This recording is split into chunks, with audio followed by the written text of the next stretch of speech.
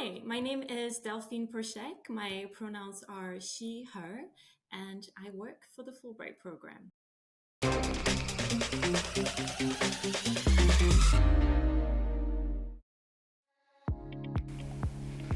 From school to university to our professional careers, the diversity of those around us helps shape our societies and lives, but it can also create challenges.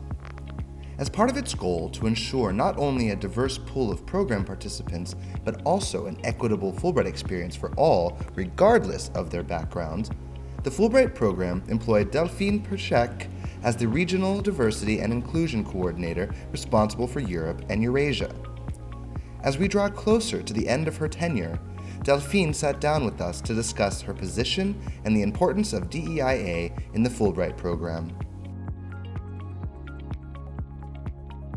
I work for the Fulbright Program as Regional Diversity and Inclusion Coordinator for the region of Europe and Eurasia. It's a very large region. It's a region that covers over 40 countries. And the main goal of this position is really to coordinate what happens in the region in terms of diversity and inclusion. So far in this position, I've tried to provide a space, a platform for the Fulbright staff to meet, discuss, share their issues, good practices, and have a space to connect as European colleagues, but also a space to have diversity and inclusion central in their work. I also am a resource person for the Fulbright staff if they have questions, if they need advice, and also a resource person for the grantees if they face a challenge, if they have a concern during their Fulbright grant, they can reach out and I am available for them. During the Fulbright grant, I also organize sessions during orientations, during mid-year events, also organize webinars for grantees. So I'm an extra resource among the big Fulbright universe for the Fulbright grantees.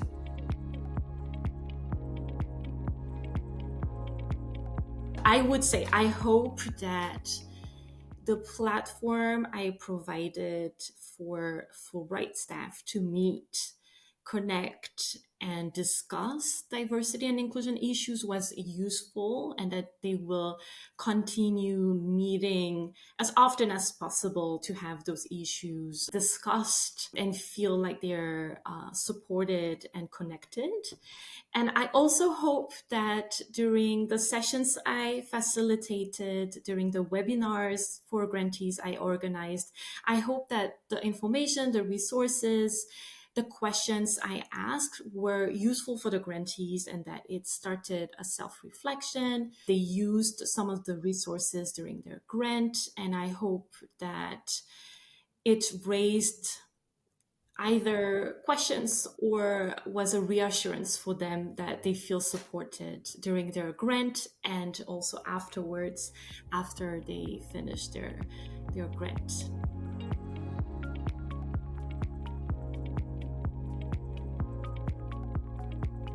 So the biggest challenges in this region, Europe and Eurasia, in terms of diversity and inclusion, here I'm only talking for the Fulbright program.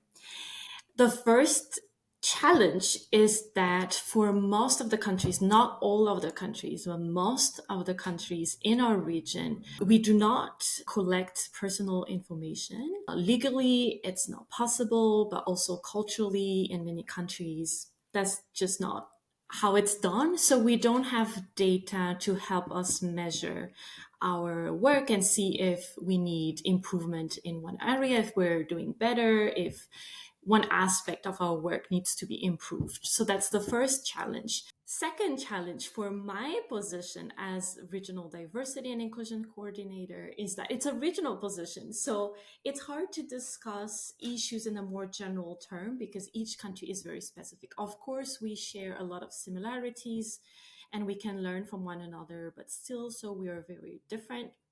So it's hard to say and hard to find a solution that would apply to many different countries. And I think that it can be a mistake we make if we try to find a solution that would apply to many different countries. It's great to be regional because we can have a platform to share and connect regionally to learn from one another, but at the same time, we need to stay specific to national contexts and circumstances. And finally, what's our main issues in terms of diversity and inclusion for Fulbright is the diversity part. We're still trying to do outreach to a bigger pool of applicants to select more diverse grantees so that the Fulbright program really represents the local societies. And the inclusion part that follows is once we've recruited more diverse grantees, we do want to create more material, extra support for all the grantees to feel like they can have a safe, fun, and rewarding Fulbright experience. So we are doing better. We are taking feedback each time from each cohort of grantees, but we can definitely improve even more so.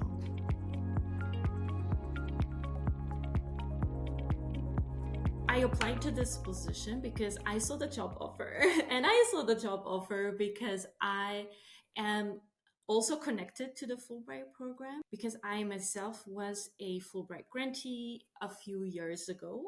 I was a Fulbright FLTA grantee, so that's foreign language teaching assistant. So for 1 year, I taught my first language, French, in the US. I was placed in a very small university. It's a HBCU, so historically Black college and university in the middle of Pennsylvania.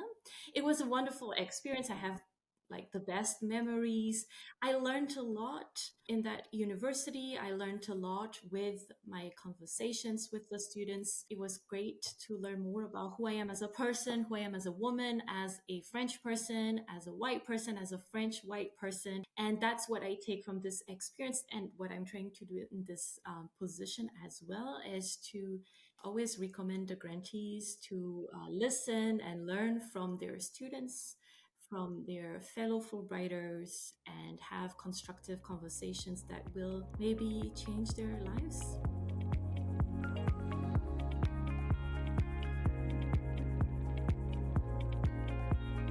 So I believe that it's crucial that the Fulbright program continues the work that the program has done for the last few years in trying to make diversity and inclusion a priority for the Fulbright commissions, the Fulbright Post, and everyone working in the Fulbright universe. I believe that even though the Fulbright program has become so much more diverse in recent years, it is still a program that many applicants believe is not for them. They're not recommended to apply, or they themselves do not try to apply and see if they're selected or not. So I hope that in the future, the Fulbright program will be seen as an excellent program, but that can still be a program for many recent graduates. And also, I hope that in the future, topics related to diversity and inclusion can become part of everyday's work and can be just central and inherent to the work that the Fulbright staff do every day.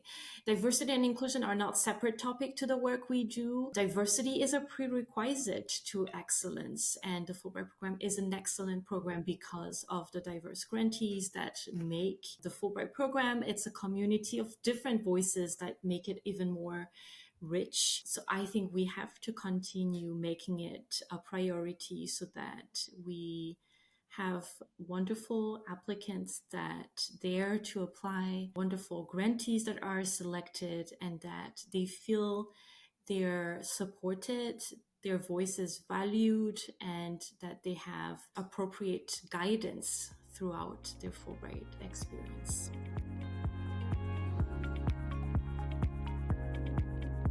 So how can we improve and advance DEIA? This is really my opinion on individual changes that can be done, and it's really not like institutional or systemic changes. For individual changes, what we can do, what I try to do, what all of us can do first is to be curious and open and be interested in learning about others.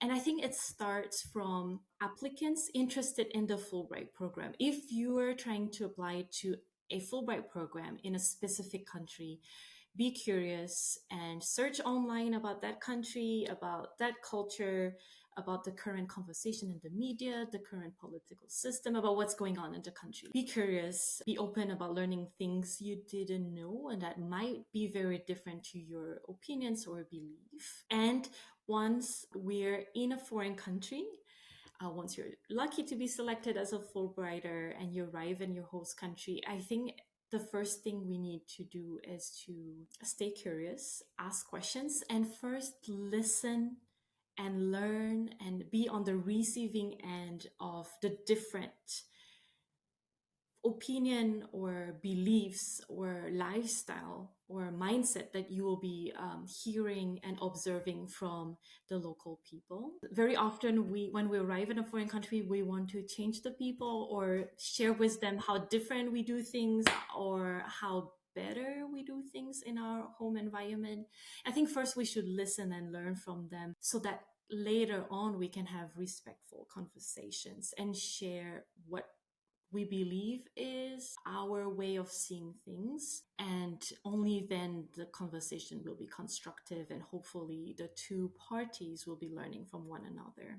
And the last thing is, I think the Fulbright program is all about learning about who we are in our home environment and in our host environment, learning who we are as a person, learning about our identities and how it can impact our experiences, but also learning about other people's identities and how it impacts their experience, which is very much different to our own. And it's also about learning our privileges, where we are from, where we are moving to.